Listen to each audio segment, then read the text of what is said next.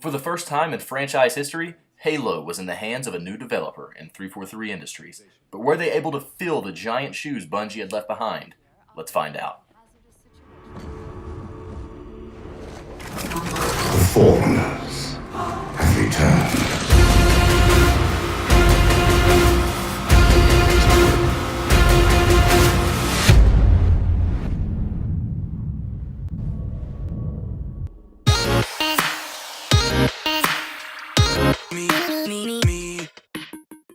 Something that Bungie never really explored inside of their Halo games was diving deep into the lore of the Halo franchise. 343 Industries immediately let you know that they aren't afraid of doing this during the opening cinematic of the game. We can see what appears to be an Oni officer interrogating Dr. Halsey about the Spartan program. Do you think the Spartans' lack of basic humanity helped? What are you after? The others before you were naval intelligence, but you're something else. While most of what is being spoken about during this scene doesn't have that much of an impact on the story of Halo 4, it was a great way to set the tone for the rest of the game.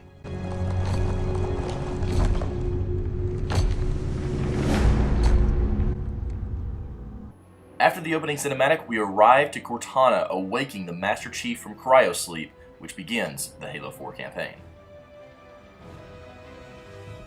Before we jump into the campaign, I want to let everyone know that I'm reviewing this game on the Master Chief Collection, so any updates or problems that this game might have had in 2012 won't be discussed in this review. Halo 4's marketing primarily focused on an ancient evil awakening, which, as we are all aware of now, is about the Prometheans. The Prometheans have three classes of enemies: the Watchers, the Crawlers, and the Knights. The Knights, being the most fleshed out Promethean AI, lead to multiple encounters that make even some of the veteran Halo players rethink their tactics. While not very strong themselves, the Watchers float around the Knights and can even revive them once they have fallen. The Crawlers leave more to be desired, on the other hand.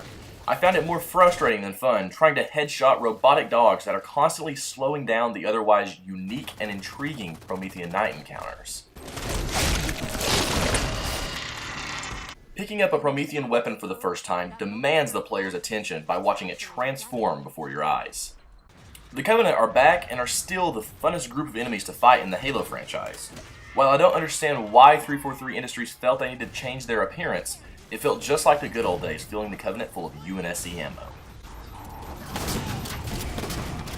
The strongest feature surrounding this game is the character development between Cortana and Master Chief. Cortana's character is experiencing something known as rampancy, which is where AI start to deteriorate after 7 years of service. This leads to an interesting dynamic that the Halo franchise has never had before. It forced Master Chief to express his emotions. I was put into service 8 years ago. 8 years. AIs deteriorate after 7, Chief. Halsey. Chief. We need to find Halsey. Chief, please. She made you. She can fix you. I won't recover from rampancy, Chief. If we can just get back to Earth and find Halsey, she can fix this. Don't make a girl a promise you can't keep. I thought this was a great addition to the Halo franchise. It forced Master Chief to say more than the occasional, though well-placed, On occasion. one-liners. Players actually understand where Master Chief is coming from, his motivations, and his plans to somehow ensure Cortana makes it out of this alive. Maybe even another Cortana model if Halsey lets them. That's not going to happen. Before Chief can begin to help Cortana, though, the Halo universe finally blesses players with a worthy villain, the Didact. While I won't go into much detail about the character due to spoilers, it was a great move by 343 to gift Halo players with a worthy adversary to the Master Chief. The Didact is more powerful than Master Chief and practically has the powers of Darth Vader, excluding the lightsaber. While not as memorable as Sergeant Johnson or even Captain Keyes, 343 Industries did a really good job at developing a new character, Thomas Lasky. Afraid we're gonna have to give you an IOU on that welcome home party. Tom Lasky, First Officer of the Infinity. Never thought I'd see you again. Most Xbox 360 games have begun to show their age compared to modern day releases. Halo 4 breaks that mold and still has outstanding graphics, even by today's standards. Walking out of a rocky cave and seeing the massive Forerunner structures instantly entices players in a way that hasn't been felt since stepping out of the drop pod for the first time on the first Halo ring. While Halo 4's campaign level designs are graphically pleasing to the eye, they are some of the most linear of the franchise. If you were expecting environments such as the Silent Cartographer or Delta Halo to explore, Halo 4 won't impress the Lara Croft environment seekers of the world. Halo 4 has a lot of firsts for the franchise though. It's the first time the battle rifle and the DMR have been together in the same game, the first time you've been able to pilot a Pelican, and finally the first time a Titan-like vehicle has been introduced into the Halo franchise.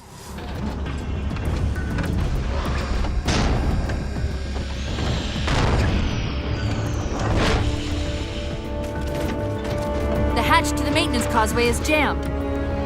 Let's do something about it. Though not as powerful as the Titans in Titanfall, the UNSC Mantis fits right into the Halo sandbox. Something that I was thoroughly impressed with was the game's overhauled sound design. Hearing the heavy clanks of the 1,000-pound super soldier has never sounded so realistic. I thought we had a truce with the Covenant. The weapons were built from the ground up in terms of sound design. One gun that particularly stands out the most to me is the shotgun. It sounds like a cannon being fired off every time it shoots.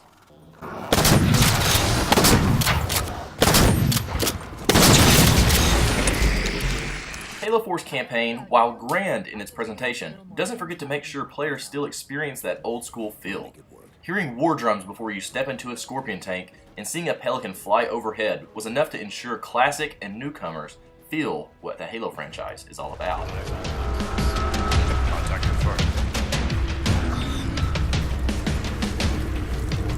Weapons free, Chief. Let him have it! We're good to go, Chief. And while we're on the topic of talking about what the Halo franchise is all about, let's talk about multiplayer. Now that Halo 4 has been out 5 years, we've had a chance to see how the public reacted to 343's first go at multiplayer. And as we're all aware, there were some mixed reactions.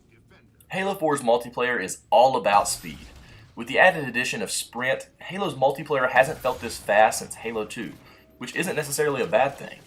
With new and exciting game modes making an appearance, and classics such as Capture the Flag being featured, Halo 4 offers a wide variety of game types, even though I'll never get quite over not being able to drop the flag. With unique weapons to use in the Halo sandbox and a fantastic arsenal of maps to choose from, ranging from a remake of one of the all-time greats, Valhalla from Halo 3, now known as Ragnarok, and one of the best big team maps of all time in Exile, 343 Industries almost delivered a flawless multiplayer experience on the surface. But as the old saying goes, the devil is in the details. Halo 4 followed suit, and ran with the armor ability ideas first introduced into Bungie's Halo Reach. 343 expanded upon these ideas by introducing Call of Duty style loadouts, armor abilities, and even perks that a player can choose to bring into combat. This change significantly altered the arena-style combat that the Halo franchise was always known for. In social matchmaking, I actually found being able to choose your starting weapon and head into combat was something that the Halo franchise has been missing. I actually enjoyed being able to spawn with a battle rifle and my choice of either frag grenades or plasmas. The armor abilities, on the other hand, broke many of the well-designed multiplayer maps, Jetpack and Promethean Vision being the worst culprits. With Jetpack, map control wasn't an issue anymore. It doesn't matter if a player has the high ground on you, being able to fly into the air and flank an enemy from behind felt more gimmicky than a worthy addition to the multiplayer. Promethean Vision, as you can all imagine, was a cool concept for the campaign, but being able to see through walls like your Superman took away from some of the unpredictability that the Halo franchise frequently offers whenever rounding a corner. At least 343 delivered on the weapons. Listening to the crack of a DMR,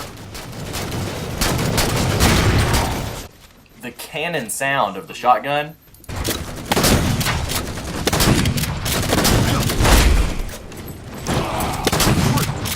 and even the new and improved head-turning sound of the sniper rifle.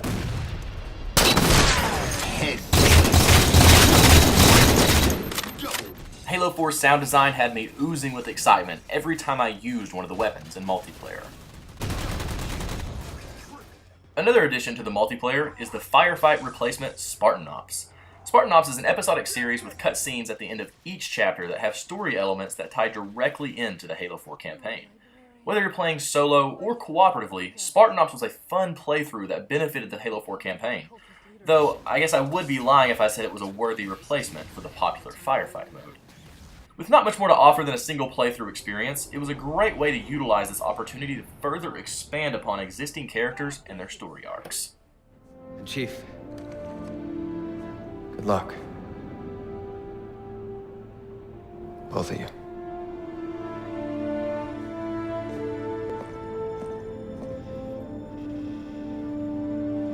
Come on, Chief.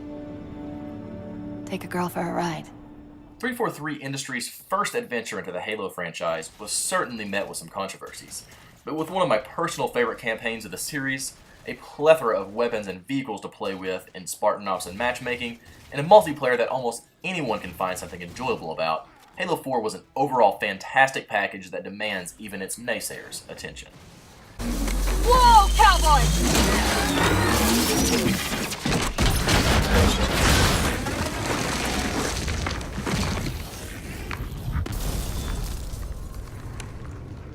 Chief, there! The captain of the UNSC Infinity. Unknown entity has seized control of our ship. We're without power. We're on a collision course with